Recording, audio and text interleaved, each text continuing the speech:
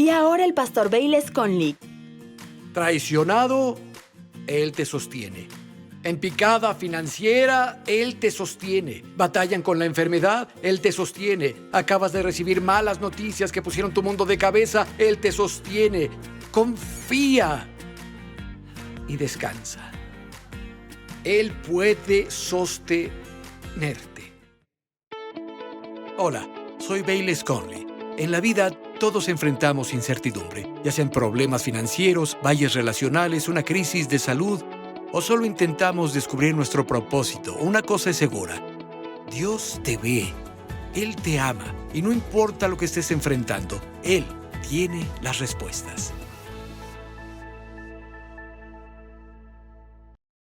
Quiero empezar hoy con algo que es increíblemente importante para todo creyente y necesita ser grabado en nuestras mentes y nuestros corazones. Así debemos vivir. Voy a hablarles hoy sobre vivir una vida de confianza. Aquí hay un versículo en Proverbios que la mayoría tal vez pueden citar, Proverbios 3:5. Confía en el Señor de todo corazón y no en tu propia inteligencia. Es porque los caminos de Dios no son nuestros caminos. Y la verdad es que a veces los caminos del Señor pueden ser diametralmente opuestos a la sabiduría humana convencional. Y a veces Dios requerirá que hagas algo que desde un punto de vista humano es totalmente ridículo antes de que Él haga lo milagroso. Y si te apoyas en tu entendimiento, dirás: no haré eso, no me salen las cuentas, eso no tiene sentido, no entiendo eso. No te apoyes en tu inteligencia. Toma sus preceptos como tu herencia y confía en Él con todo tu corazón. Incluso con nuestros billetes, tengo un billete de $1 aquí. En todos nuestros billetes las palabras impresas son: en Dios confiamos. Está impreso aquí. ¿Sabes algo? Necesita ser impreso, estampado en el corazón de todo creyente. En Dios confiamos. El tiempo de Dios para corregir los errores, responder oraciones, juzgar a los malvados, cumplir profecías, rara vez coincide con nuestro tiempo. ¿Ustedes han notado eso? Eclesiastés 3:11 dice: todo lo hizo hermoso en su tiempo. Hay un tiempo y un propósito para todo bajo el cielo, amigo. En Efesios 1:11 dice que Dios obra en todas las cosas según el consejo de su propia voluntad. Él no actúa de acuerdo con el consejo de nuestra voluntad, sino que obra en todas las cosas según el consejo de su propia voluntad. Él hace todo hermoso en su tiempo. Quiero leerles un poco de Hechos capítulo 7, de un sermón que se predicó ahí. Comenzando en el versículo 5, dice: cuando Abraham aún no tenía hijo, pero le prometió que se la daría en posesión y a su descendencia después de él. Es decir, antes de que Abraham tuviera un hijo, Dios le prometió darle la tierra prometida para que la poseyera y también para que la poseyeran sus descendientes después de él. Y cualquiera que conoce las Escrituras sabe que Dios dijo: oye, mira al norte, al sur, al este, al oeste, todos los lugares que ves te los daré. Vas a heredar esta tierra y será tu posesión y posesión de tus descendientes. Seguimos en el mismo capítulo, Hechos 7, el versículo 17 dice: pero cuando se acercaba el tiempo de la promesa, aquí dice el tiempo, pero cuando se acercaba el tiempo de la promesa que Dios había jurado a Abraham, el pueblo creció y se multiplicó en Egipto. Ahora, cuando el tiempo de la promesa se acercaba, Abraham ya había estado muerto por casi 500 años. Abraham vivió con la confianza de que la promesa de Dios se cumpliría, sabiendo que no sería en su tiempo de vida. Y Dios busca a hombres y mujeres así, Es verdad, Abraham fue bendecido durante su tiempo en la tierra, pero la mayoría de lo que hizo, la mayoría de para lo que vivió, fue para generaciones futuras. Eso es importante para Dios. Y después Moisés nació, a quien Dios usó para llevar a los descendientes de Abraham a tomar posesión de la tierra prometida a Abraham. Incluso en la historia de Moisés aprendemos un poco más sobre confiar en Dios con el tiempo. Escuchen esto, tiempo. El tiempo es tan importante cuando se trata de confiar. En el mismo capítulo llegamos al versículo 22. Dice, y fue enseñado Moisés en toda la sabiduría de los egipcios, y era poderoso en sus palabras y obras. Cuando hubo cumplido la edad de 40 años, le vino al corazón el visitar a sus hermanos los hijos de Israel. Y al ver a uno que era maltratado, lo defendió e hirió al egipcio. Vengó al oprimido, pero él pensaba que sus hermanos comprendían que Dios les daría libertad por mano suya, mas no lo habían entendido. Dice, le vino al corazón el visitar a sus hermanos, y él intentó ser juez y verdugo. Podríamos decir que Dios llevó eso a su corazón, llegó a su corazón de Dios. Moisés retomó su llamado, sabía lo que debía hacer, y escuchen, era tan fuerte en él que pensó que todos deberían verlo. Pensó que sus hermanos lo entenderían, pero ellos no lo vieron. Y podría haber algo que arde brillantemente en ti ahora, y sabes que es de Dios, sabes que tu destino está atado a eso, y dices, todos deben verlo. Tal vez no vean lo que tú ves. Continúa en el versículo 26 y dice, al día siguiente se presentó a uno de ellos que reñían y los ponía en paz, diciendo, varones son hermanos, ¿por qué se maltratan el uno al otro? Entonces el que maltrataba a su prójimo le rechazó diciendo, ¿quién te ha puesto por gobernante y juez sobre nosotros? ¿Quieres tú matarme como mataste ayer al egipcio? Al oír esta palabra Moisés huyó y vivió como extranjero en tierra de Madaín, donde engendró 2 hijos. 40 años pasaron y un ángel del Señor se le apareció en la llama de fuego de una zarza en el desierto del monte Sinaí. Versículo 34. Esto es lo que el ángel le dijo. Ciertamente he visto la aflicción de mi pueblo que está en Egipto, y he oído su gemido y he descendido para liberarlos. Ahora ven, te enviaré a Egipto. Llegó a Moisés en su corazón. Él tomó su llamado y terminó en el desierto por 40 años. ¿Saben que no hay registro escritural de que Dios le haya hablado durante esos 40 años? 40 años de silencio. 40 años y ni una palabra de Dios. Moisés tenía lo correcto en su corazón. Él sintió el llamado de Dios y estaba correcto en eso, pero no estaba correcto en el tiempo. Solo se adelantó 40 años. Dios hace todo hermoso en su tiempo. Algunos que me oyen les han dado una promesa de Dios. Genuinamente tomaron el llamado de Dios en su vida. ¿Están dispuestos a confiarle el tiempo a Él? La confianza tiene mucho que ver con el tiempo, y el tiempo es la parte de Dios. Incluso Jesús, cuando habló sobre la oración en Marcos 11:24, cualquier cosa que deseen cuando oren, crean que la recibirán y la tendrán. Y la tendrán es la parte de Dios. Nuestra parte es creer que la recibiremos cuando oramos. Y la parte del tiempo, cuando llegue, ese es un asunto de Dios. Nuestra parte es confiar en Él cuando oramos, creer que nos es otorgado cuando oramos sin ponerle ningún límite de tiempo. Sé que no a todos les está gustando. Escuchen, el mensaje no mejorará para ustedes, les advierto. Mateo 11, versículos 28 y 29, Jesús estaba hablando y dijo, vengan a mí, todos los que están cansados y agobiados, yo les daré descanso. Él no dijo, vengan a mí, les daré más cargas, voy a agregarles más a sus problemas. No, dijo, les daré descanso. Carguen con mi yugo y aprendan de mí, pues yo soy manso y humilde de corazón, y encontrarán descanso para su alma. Cuando vamos a Jesús y confiamos en Él nos da descanso.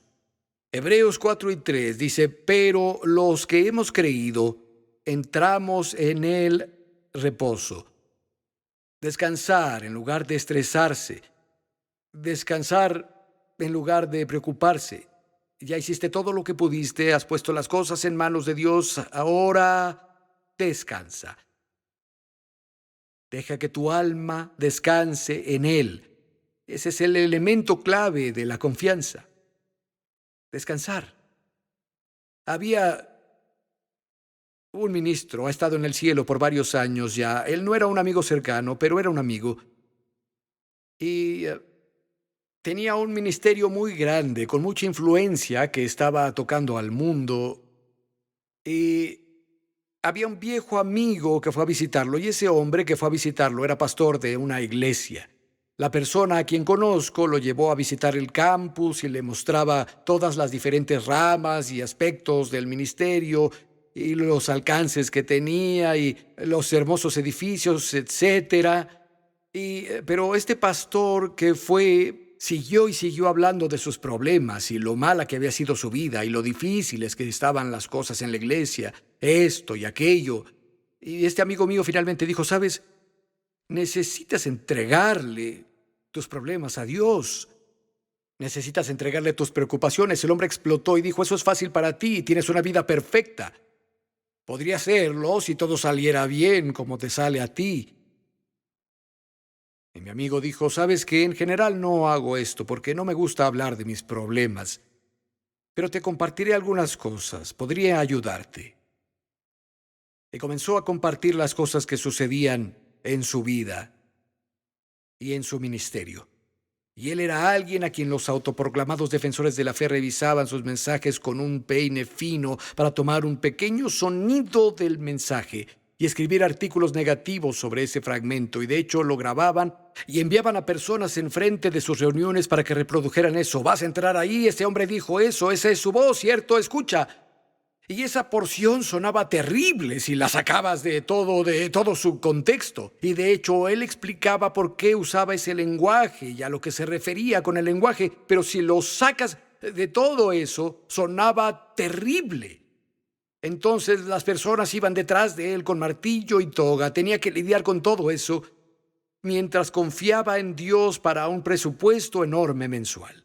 Y había muchas otras cosas y problemas de los que yo sé, y no sé si compartió todo eso, pero sé que algunos de sus empleados clave estuvieron involucrados en pecados muy grandes. Había habido inmoralidad y adulterio pasando por ahí, y él tenía que navegar en todo eso. Familias, ¿saben? Matrimonios. Algunos eran personas clave en su ministerio. El matrimonio se rompió y hubo un escándalo y todo eso. Él tenía que navegar en esas cosas. Y cuando terminó, el que tenía muchos problemas lo miró y dijo, ¿cómo es que vives? Y él dijo, hago lo que te digo que hagas. Me pongo de rodillas, doy a conocer mis peticiones ante Dios, echo mis preocupaciones sobre Él y luego descanso. Saben, algunos ven a otras personas y piensan les va tan bien, tienen todo tan fácil.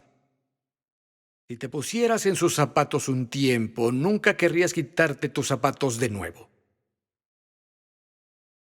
Descansa. Dios quiere que descansemos. Mira, en este mundo tendremos tribulación, pero Jesús dijo, anímense, yo he vencido al mundo. Dijo, vengan a mí, yo les daré descanso para sus almas. Traicionado, Él te sostiene. En picada financiera, Él te sostiene. Batallan con la enfermedad, Él te sostiene. Acabas de recibir malas noticias que pusieron tu mundo de cabeza, Él te sostiene. Confía y descansa. Él puede sostenerte. detenerte. Disfruta el paseo. Quiero leerles una sección interesante de las Escrituras en Hechos 27. Hechos 27 y versículo 14. Pero no mucho después dio contra la nave un viento llamado Euroclidón. Y siendo arrebatada la nave, pudiendo poner proa al viento, nos dejamos llevar. Y habiendo corrido sotavento de una pequeña isla llamada Clauda, con dificultad pudimos recoger el esquife.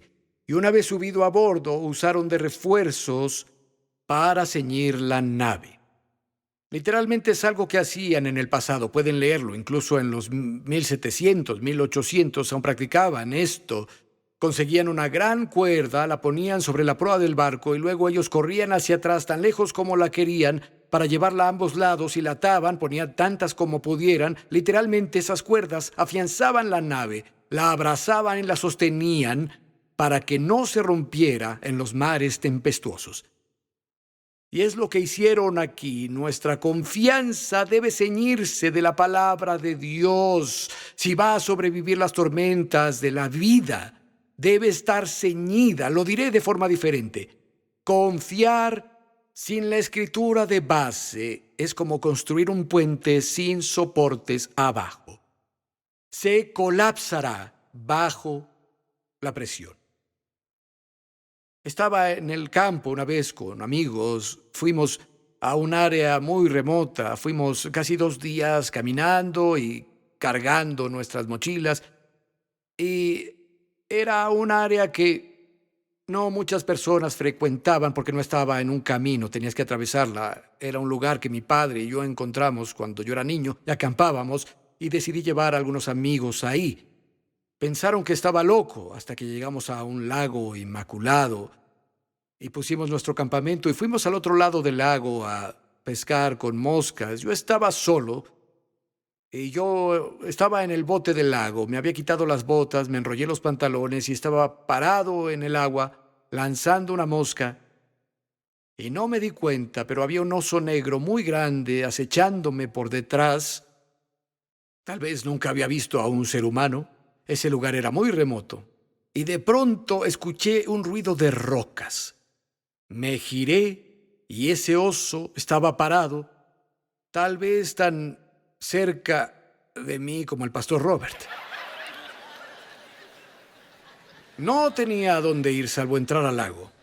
Así que yo me agaché, recogí unas rocas y comencé a gritarle al oso y a lanzarle rocas. Supongo que tenía mucha adrenalina porque las rocas se rompían en mis manos.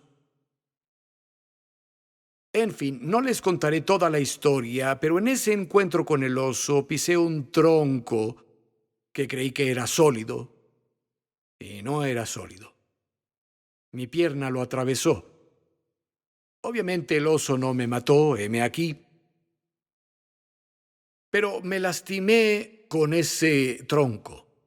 Terminé con un agujero del diámetro de una moneda en mi pierna, como 3 centímetros, y un montón de astillas atoradas ahí que tuvimos que sacar y luego curarme. Pero se veía sólido ese tronco, pero no tenía nada abajo, se había podrido, no había nada debajo que lo soportara. Tu fe debe tener las promesas de Dios que la soporten. Debe estar ceñida con la palabra de Dios, de lo contrario no te sostendrá. Las promesas de Dios son las barras de soporte para nuestra confianza.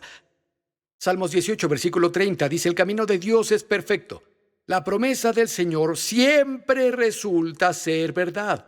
Él protege a quienes confían en Él. Salmo 56, 3 y 4. En el día que temo, yo en ti confío. En Dios alabaré su palabra. En Dios he confiado, no temeré. ¿Qué puede hacerme el hombre? Pongo mi confianza en Él. En Dios alabaré su palabra. La palabra alabar ahí es el hebreo alal. Obtenemos nuestra palabra aleluya, de ahí que literalmente significa alal y Jehová. Alabanza delirante y jactanciosa al Señor. Eso significa aleluya. Literalmente, esta palabra alal significa alar fuerte. Significa decir algo una y otra vez. Seguir y seguir y seguir hablando. Estoy poniendo mi confianza en Dios y voy a seguir y seguir y seguir hablando de su palabra. Voy a alardear su palabra. Voy a hablar su palabra. La confianza está atada a la palabra de Dios. Salmo 119, versículo 92, si tu ley no hubiese sido mi delicia, ya en mi aflicción hubiera perecido. Escuchen, cuando estén en una tormenta, con sus mejores amigos son la palabra de Dios y las personas con fe preciada que aman la palabra de Dios. Ellos son los dos mejores amigos que tienen cuando están en problemas. ¿Recuerdan en Marcos 5? Jairo fue con Jesús y dijo, por favor, mi hija está muriendo. Jesús dijo, iré, iba camino allá. Los mensajeros fueron de la casa y dijeron, no molestes al maestro, tu hija está muerta. Jesús miró a Jairo y dijo, no temas, solo cree. Entraron a la casa y todos esos dolientes profesionales estaban ahí llorando y gimiendo. Y Jesús dijo, oigan, no está muerta, solo duerme. Y su llanto y clamor de pronto se volvió risa.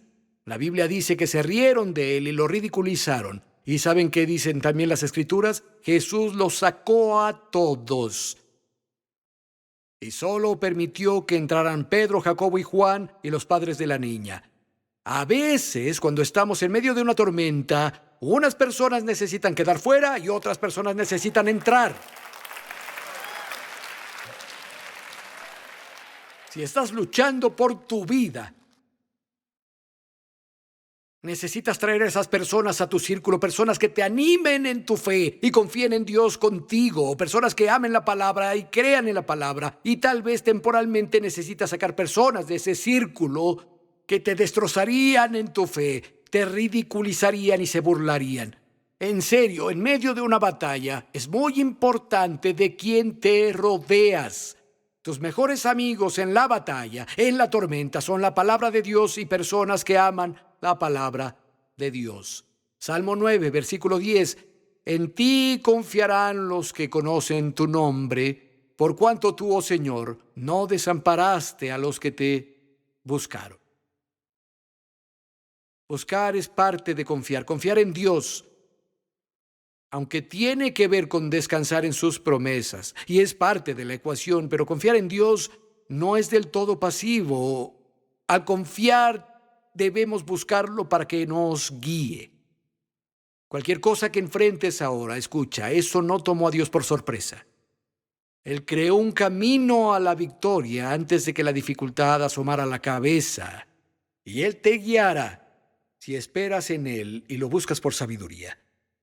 Él te guiará. Déjenme leerles esto de una traducción diferente. Primera de Corintios capítulo 10, versículo 13. Es hermoso. Dice, todos experimentamos tiempos de prueba, lo que es normal para todo ser humano, pero Dios será fiel contigo. Él proyectará y filtrará la severidad, naturaleza y tiempo de cada prueba u obstáculo que enfrentes para que puedas soportarlo. Cada prueba es una oportunidad para confiar más en Él. Porque con cada prueba Dios provee una forma de escapar que te llevará fuera de eso victoriosamente. Hay un camino. Algunos tal vez se enfrentarán a algo ahora que parece absolutamente imposible de superar. Sienten que están atrapados. No lo están. Antes de que llegara el problema, Dios hizo un camino de escape que los sacará victoriosamente antes de que el problema surgiera, que apareciera. En el pasado eterno, Dios se sentó con el consejo del cielo, habló sobre tu vida, planeó el siguiente paso que se debería tomar, y si lo buscas, Él te mostrará qué hacer. Otra historia interesante que un amigo mío contó. Dieron una alerta de tormenta y advirtieron que nadie debería intentar atravesar un paso de la montaña. Era en Colorado. Pero ese hombre decidió hacerlo de nuevo, un creyente, y no logró atravesar el paso antes de que llegara la tormenta. Quedó cubierto de nieve en la cima del paso y no había salida, estaba muy arriba, no podía bajar y la temperatura bajaba mucho ahí. Podrían pasar 48 horas y moriría congelado. La historia sigue con él en su auto. Dios, lo siento. Fue muy tonto que intentara adelantarme a esta cosa. ¿Por qué siempre tengo prisa? Dijo, perdóname, Señor, y Dios, muéstrame qué hacer. Y una voz en su corazón dijo, da la señal de SOS con tus faros. 3 cortos, 3 largos y 3 más cortos. La señal internacional para SOS. Y se dijo, eso es muy tonto. Estoy encima del paso de una montaña. Nevó mucho aquí. Lo escuchó de nuevo. Señala SOS. Las siguientes 2 horas solo lanzó el SOS. 3 cortos, 3 largos, 3 cortos.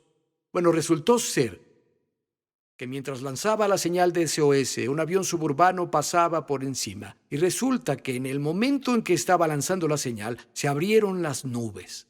Y resultó que de este lado del avión había un sheriff retirado. Y resultó que cuando las nubes se abrieron, el sheriff miró por la ventana y reconoció la señal de SOS y le pidió al piloto que llamara, y subieron con equipo pesado y sacaron de ahí al hombre y salvaron su vida. Escuchen, hay algo que pueden hacer si el problema tú lo buscaste. Dios te ayudará. Sabes, es cierto, nuestro Dios hace cosas impresionantes. Pero creo que a veces las personas tienden a decir, bueno, sí, pero no esperaría que Dios hiciera nada que no se pudiera relacionar con este plan masivo que tiene funcionando para alcanzar a las naciones para Cristo. Y claro, entendemos que alcanzar a los perdidos es la prioridad de Dios. Jesús vino a buscar y salvar lo que se había perdido. Pero la verdad es que Dios está interesado en ti. Él está interesado en tus necesidades, está interesado en las luchas que atraviesas y Él quiere ayudarte. No es que se cruce de brazos y diga, mira, eso está por debajo de mí, no es importante, no me importa tu renta. Por favor, tenemos un mundo que necesita ser salvado. Sí, queremos alcanzar al mundo para Cristo y estamos dando, lloramos y hablamos y hacemos todo esto, pero Dios está interesado en que pagues tu renta. Dios está interesado en que tus hijos vuelvan al camino. Dios está interesado en que seas libre de esos dolores de migraña. Dios está interesado en que tengas paz con tus parientes, con este miembro de la familia. Dios está interesado en ti. Amigo, Él te ama más de lo que tienes capacidad de entender. Y si clamas a Él con un corazón sincero, Él te ayudará. Escucha, no es una coincidencia que me escuches ahora. Nuestro Dios es una ayuda muy presente en tiempos de problemas. Él está presente ahí contigo. Él conoce tu historia. Él no ha perdido tu dirección. No es una coincidencia que me escuches ahora. Él quiere ayudarte. Padre, oro por mi amigo ahora para que su corazón se anime, que la esperanza brote en su corazón y que vuelva sus ojos a ti y hacia las promesas en tu palabra y que pongan su confianza solo en ti. Amigo, quien clama en el nombre de Jesús, quien pone su confianza en Él, no será defraudado. También quiero tomar un momento, y lo hago en cualquier momento, quiero agradecer mucho a nuestros socios, a los que apoyan lo que hacemos. Llevamos este mensaje a todo el mundo en 11 idiomas diferentes ahora, a más de 100 naciones, y no podríamos hacerlo sin las personas que nos ayudan. Y si nunca te has vuelto socio, ora sobre eso. Amigo, estamos cambiando vidas en el nombre de Jesús. Para más información e inspiración, entren a respuestasbc.com.